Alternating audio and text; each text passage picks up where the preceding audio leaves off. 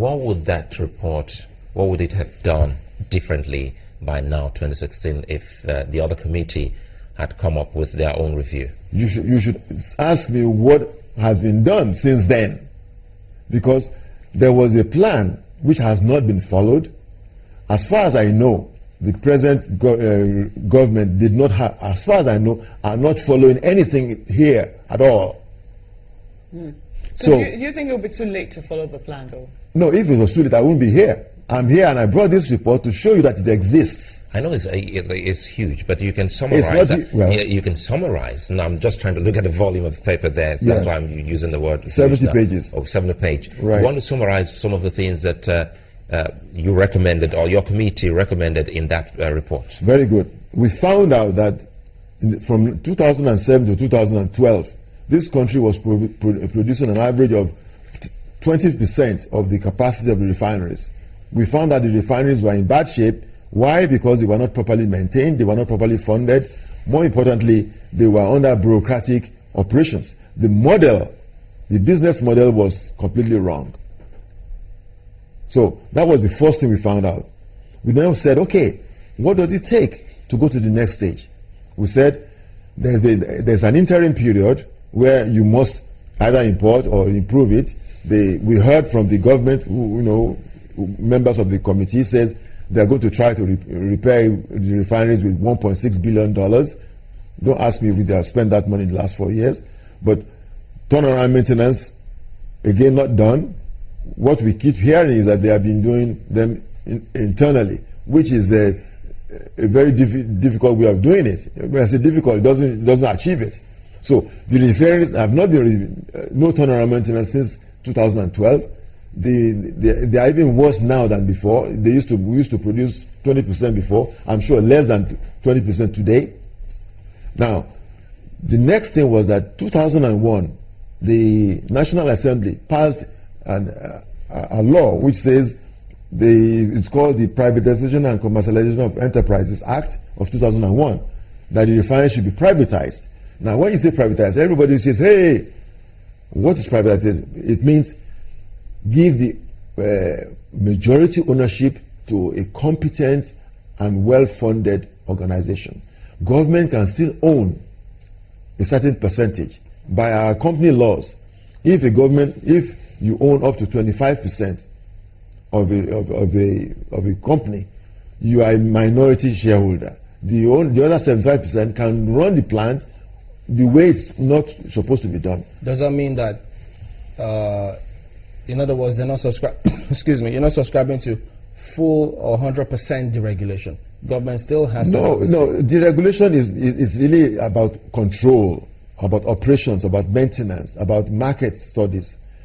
You probably own shares in the banks or whatever companies. What do? You just collect your dividend at the end of the period. Very few companies are 100% owned.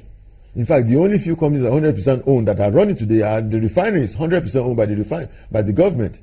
We are saying, this committee is saying, reverse that. Let government be minority. Let the majority be the competent and well-funded organizations. Because sorry, Jamila, because if we have to go with your recommendation, you see that even an attempt by an NPC to be almost the sole importer of petroleum products just recently totally caused a big problem for the nation. Correct, because NNPC is not set up to operate business-wise. They try to do this and that, but they are very slow. They have a lot of bureaucratic procedures. Most of them are involve formal authorizations and approvals. If you want to buy a pump, a very big pump in NNPC refinery, you might take up to 3 or 4, 5 months to get all the approvals before you go out to get the money, before you order it. I'm just wondering, though, some people actually believe that there are interests, people who do not want to see, who are profiting from the way things are currently and do not want to see things work.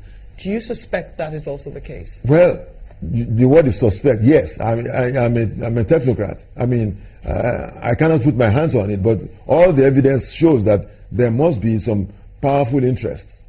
In fact, the question I ask is this: what is the government afraid of to do this privatization? we have privatized the oil communications industry. There are 80 million people with telephones. They have no problem with the government or the companies. They've privatized all the airlines. Nigeria Airways, Nitel was privatized. What is wrong with privatizing the refineries? I'm asking the same question. What are the recommendations about putting in place the regulatory framework if we're to go ahead and privatize?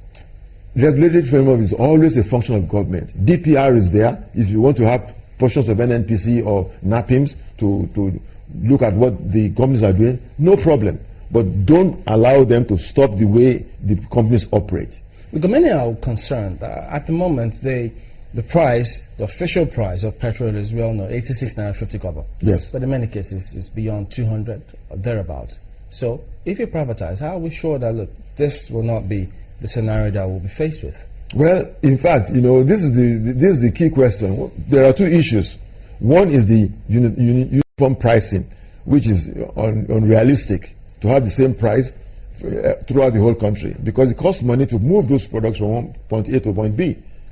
Secondly, what is the market price? You will never know the market price until you allow the owners of the refinery to be market oriented. I guess that within if you, for instance, privatize today, because of the initial costs of going there to repair the refineries and all of that, the price may go up briefly, but even that can be checked. Government can start by giving incentives to say, I'll sell to you the crude oil 10% lower than the market. That's an incentive.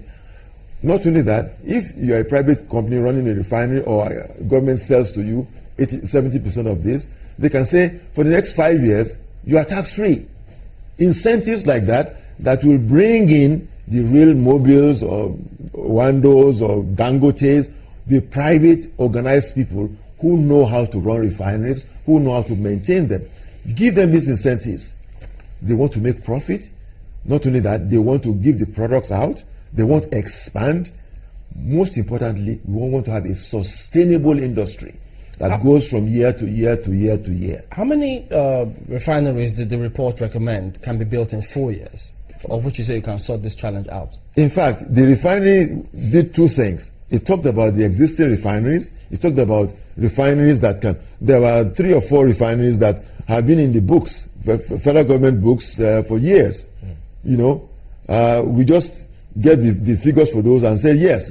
I mean, there is one planned for Lagos. I mean, I'm talking of the one that is now being planned by Dangote. There was a refinery there that was planned, to bring in products, also to export. So the issue of how many refineries and the size, they are all commercial issues. They are for the entrepreneurs to decide. So in other words, looking at you now, I just realized that what we're going through is not a today's problem. No, it's not a today's problem. Not only that, we are faced today with the long queues, but more importantly, if we get these queues away in the next 2-3 weeks or 1 month, as predicted, are they going to come back?